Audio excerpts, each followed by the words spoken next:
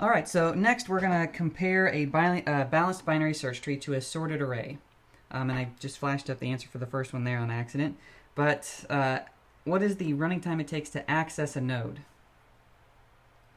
And here we're not going to assume like we did for the sorted array. For the sorted array case, we assumed that you had the index of it. Here there's no indices at all, so we're assuming that all you have access to begin with is the root node. So how long does it take to access a node in a balanced binary search tree? And the balanced part here is very important, and we'll spend a lot of time talking about that when we talk about red-black trees coming up. So for this slide again, I'm going to pause for about 3 seconds and let you answer each one of these running times. So again, what is the accessed running time? To access an element, you have to search for it. So that means if I want to access the item 6, I have to go to the 3 and then down to the 6. And worst case scenario, I have to traverse all the way down the tree. And for a balanced tree, that gives you login operations. How about for search? Well, search is actually going to be the same operation. It's sort of like a binary search for an array, and it's also called binary search for a binary search tree. Probably not surprising. All right, how do you solve the selection problem? How do you find a node for the selection problem?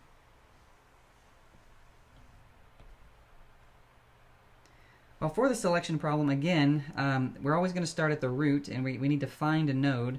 We'll talk more about how you find the specific node, but worst case scenario, it's all the way down at a leaf, which again is going to be log n. How do you find the predecessor and successor? Same thing.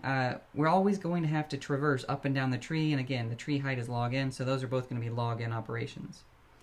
All right, so how about output?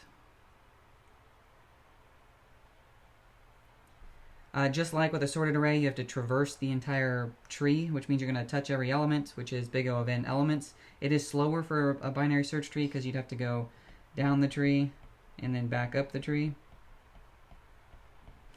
So it is slower, but it's still just linear in running time. How about for insert? What is the running time for insert?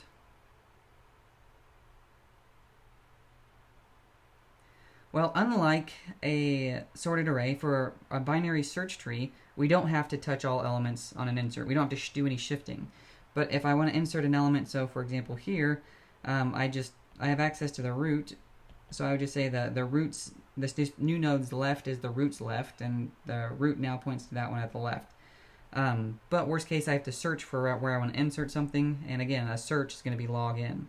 And for the same reason, a delete's going to be log n, and those now are both improvements over the sorted array. All right, so how about extracting the minimum for a binary search tree? How long does that take?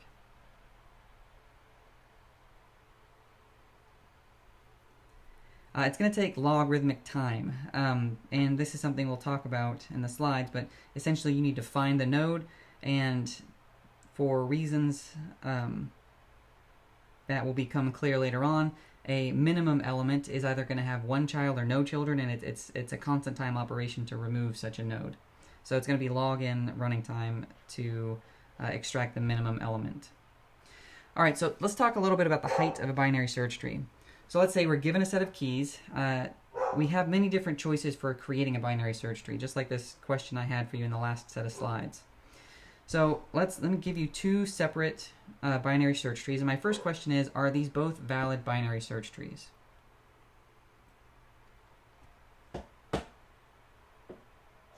Well, the answer here is no. These two nodes are inverted. They violate the search tree property. But if I swap them, now this is a valid binary search tree.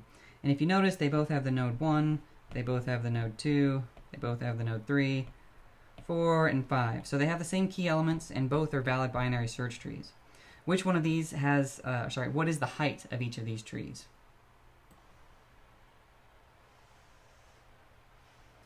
Well, the height of the tree on the left is 1, 2, 3, and the height of the tree on the right is 1, 2, 3, 4.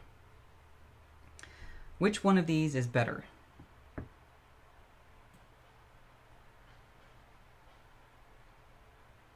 Well, better seems fairly subjective, so let me remind you that most operations on a tree are going to take the height of the tree in running time. So what is the average height, height or number of hops? Let's say it that way. What's the average number of hops to access each element.